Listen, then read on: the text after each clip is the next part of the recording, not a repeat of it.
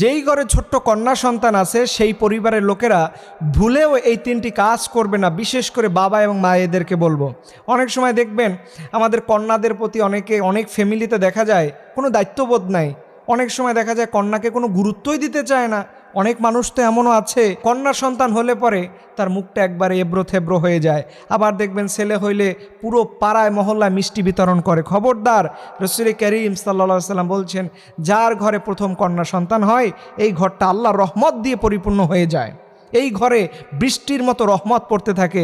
কিন্তু কিছু কপাল পোড়া মানুষ আছে, এই কন্যা সন্তানের রহমতগুলো তাদের চোখে পড়ে না। অথচ আপনি যেই কন্যার বিরোধিতা করতেছেন, আপনিও এক মায়ের পেট থেকে পৃথিবীতে এসেছেন, তিনিও একটা সময় কন্যা ছিল। এর জন্য ভাইয়েরা খবরদার, যে তিনটি কাজ করবেন এর 1 নাম্বার কাজ হলো, আপনার বাচ্চা যখন একটু বড় হবে, আপনার কন্যার বয়স যখন 3 থেকে 5 বছর হয়ে যাবে, তখন কোনো অপরিচিত